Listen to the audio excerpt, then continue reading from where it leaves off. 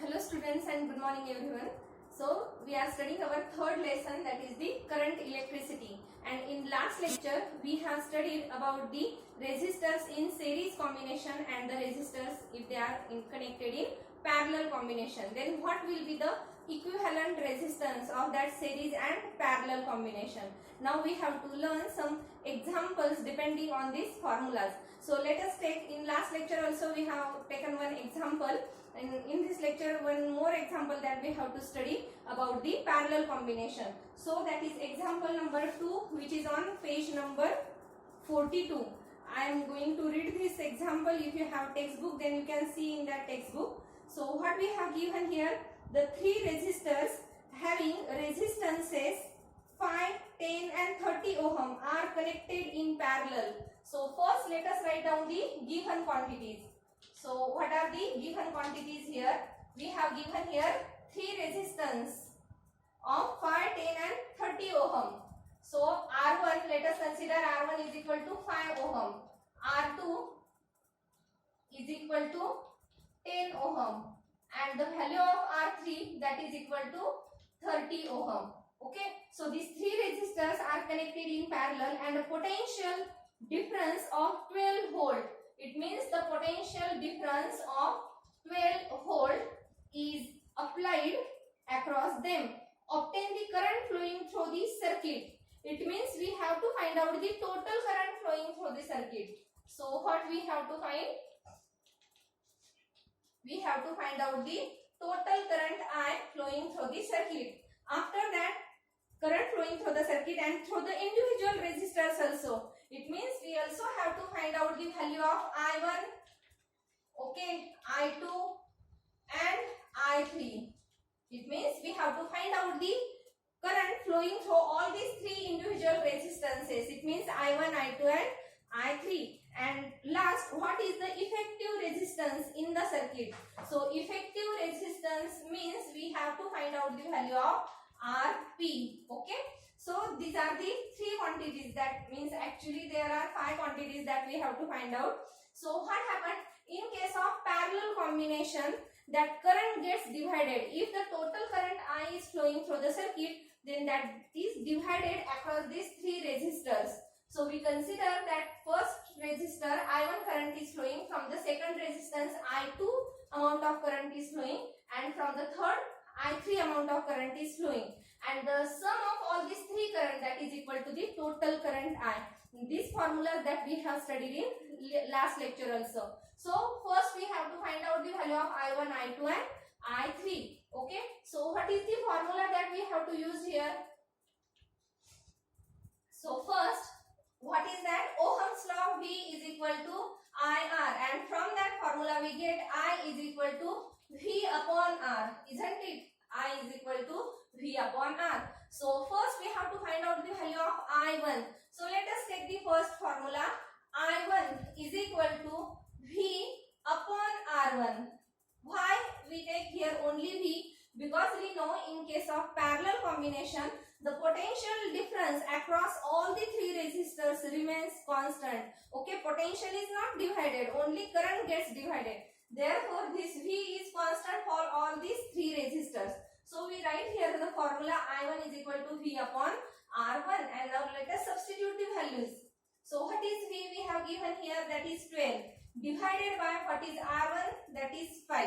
Okay. And now let us divide this. So I1 is equal to V upon R1, 12 divided by 5. So 5 2s are 10. Okay. Here we get here point. Then after that remainder is 2. 5 4s are 20. So 2.4 ampere. This much amount of current is flowing through the first resistor. Okay, got it? Then after that let us find out the current flowing through the second resistor. So again the formula V upon R2, total potential V divided by resistor R2, resistance R2. So that is 12 divided by what is that R2, that is 10. Okay, and now we get the answer, that is equal to 1.2 ampere. So this is the current flowing through the second resistor. Okay. Now similarly we have to find out the value of I3. I3, that is V upon R3. Remember, all these are the middle formulas.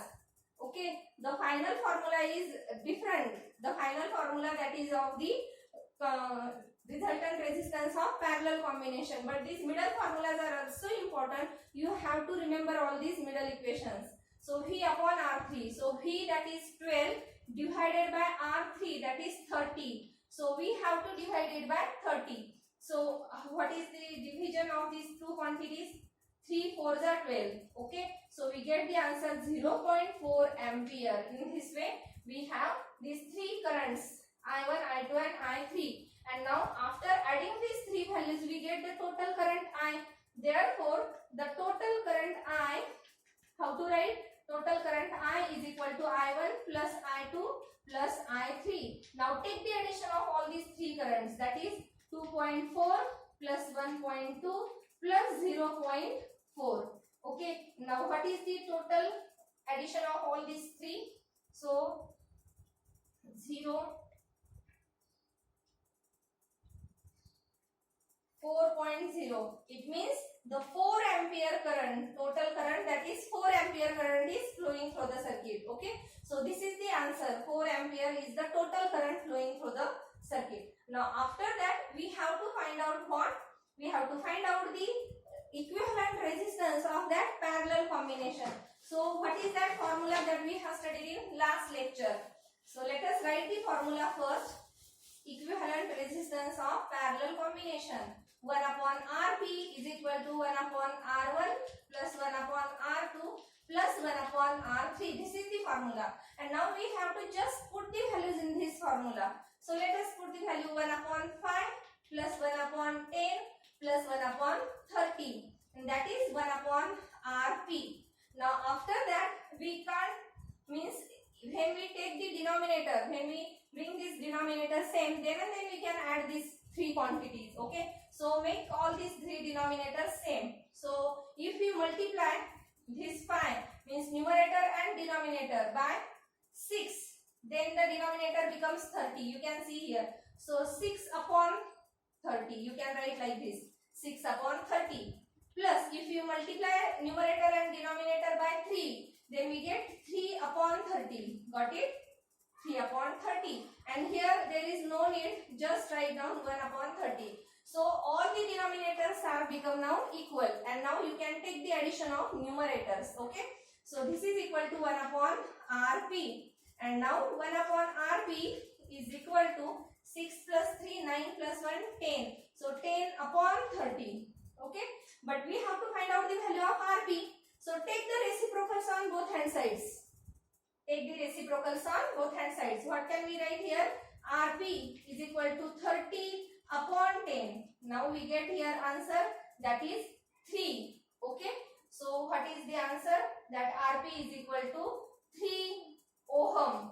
This 0 and 0 get cancelled, therefore Rp is equal to 3 ohm. And now from this numerical you can see that the resultant resistance of parallel combination should be less than all these three individual resistances. Okay, this is less than 5 ohm, 10 and 30 ohm. So this is about the parallel combination. This is the formula for parallel combination. Now let us take one more example from the exercise.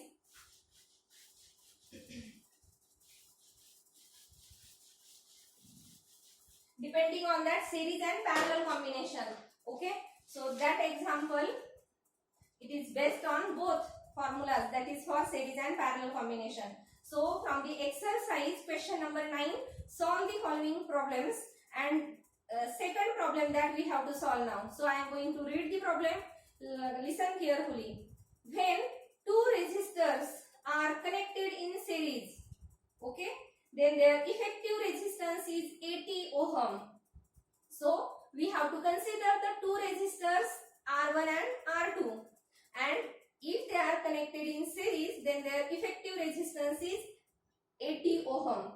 When they are connected in parallel, then their effective resistance is 20 ohm. It means we have given the value of RS, series combination, that is 80 ohm, and the value of resultant resistance of parallel combination, that is 20 ohm. So these two values that we have given here. Then what are the values of the two resistances? So we have to find out the the value of the two resistors R1 and R2. Okay, got it? So again I explain. We have taken here two resistors R1 and R2, and if these two are connected in series, then the effective resistance is 80, and if these two are connected in parallel, then the effective resistance is 20. And from that equations we have to find out the value of R1 and R2, separate values of R1 and R2. Okay, so let us see how to solve this numerical. First we take here what is the value, formula for RS. RS is equal to R1 plus R2, that we know. Okay, resultant resistance of series combination, that is equal to the sum of the individual resistances. Therefore RS is equal to R1 plus R2, and that is equal to 80. Let it is equation number 1. Okay, and after that what we can take here, what is the value of Rp, what is the formula for Rp? So 1 upon Rp is equal to 1 upon R1 plus 1 upon R2. Okay, 1 upon R1 plus 1 upon R2. And what is the value of this Rp? That Rp is equal to 20 ohm, isn't it? So you can write here it is equal to 1 upon 20. Okay, now from this equation number 2, we substitute here the value of Rp is equal to 1 upon, means that Rp is equal to 20 ohm here. Now from this equation you can take the cross multiplication of these two factors. So you can write from equation number 2, what can we write? R1 plus R2 upon R1 R2 is equal to 1 upon 20. Okay, R1 plus R2 upon R1 R2 is equal to 1 upon 20. After that, take the cross multiplication of these two quantities, or first if you take the reciprocals on both hand sides, then also there is no problem. Okay, so if we take here R1 plus R2 is equal to, if you take this R1 and R2 on the numerator, R1 R2 upon 20. Okay, R1 R2 upon 20. But now what is the value of this R1 plus R2 in this case? R1 plus R2, that is 80 ohm. So let us substitute the value of this R1 plus R2 from equation number 1, that is 80. So we substitute here 80 is equal to R1 R2 upon 20. Again now if you bring this 20 on this side, then what we get? 20 into 80, that is 1600. Okay, so we get 1600 is equal to R1 R2. Okay, we get here what is the formula? R1 R2 means the product of these two resistors, that is equal to 1600. Again I explain you, listen carefully. The series combination, that is R1 plus R2, that is 80 ohm. This is equation number 1. And the parallel combination 1 upon Rp is equal to 1 upon R1 plus 1 upon R2 is equal to 1 upon 20 ohm. It means we substitute here just the value of Rp, that is 20. Okay, now from this equation number 2, what can we do here? We can take the cross multiplication. So R1 plus R2 upon product R1 R2 is equal to 1 upon 20. Now we bring this R1 R2 on this side. Okay, R1 into R2. And we substitute the value of R1 plus R2, that is 80 from equation number 1. You can write here from equation 1. From equation 1. And now again bring this 20 here. So we get what? R1 R2. That is the product of these two, that is equal to 1600. Now what we have to do? You can see here from equation number 1, you can find out the value of R1. So how to write this R1? R1 is equal to 80 minus R2. Got it? How to write the value of R1? R1 is equal to 80 minus R2. And we can substitute that value of R1 in this formula. And then first find out the value of R2. Okay? So now let us substitute the value like that. So let us rub from this. So from equation 1, what can we write? R1 is equal to 80 minus R2. And now let us substitute in this equation number 3. Okay, let us this equation number 3. So substitute in equation number 3. So if we substitute this value in equation number 3, then what we get? 1600 is equal to, what is the value of R1? That is 80 minus R2 multiplied this R2 as it is. Okay, we substitute this value of R1 in this equation. 80 minus R2 into R2 as it is. So we get now 1600 is equal to 80 R2 minus R2 square. And okay, now after that let us bring these two quantities on this side, and then what is remaining on right hand side, that is 0. So if we bring these two quantities on this side, then we get here, first we get plus R2 square, then minus 80 R2, and this 1600 as it is, that is equal to 0. Okay, listen carefully what we have done here. We bring these two quantities on left hand side. So this minus quantity becomes plus, this plus quantity becomes minus, and this 1600 as it is. And now on the right hand side 0 is the remainder. So we get this quadratic trinomial equation, and in 8th standard we have studied how to solve this quadratic trinomial. So we have to find out the factors of 1600 in such a way that the sum of these two factors should be 80. Okay, sum of the two factors should be 80 and the product is 1600, but the sum should be minus 80, remember. Therefore, what are these two factors? Let us solve this equation here. What is that? R2 square minus 80 R2 plus 1600 is equal to 0. So we have to find out the factors of 1600 in such a way that the sum is minus 80. So we get the two factors, minus 40 and minus 40. You can see minus minus plus, the product is 1600, and if we add these two, then we get minus 80. Okay, so we split up this middle term like this. So R2 square, okay, minus 40 R2 minus 40 R2 plus 1600 is equal to 0.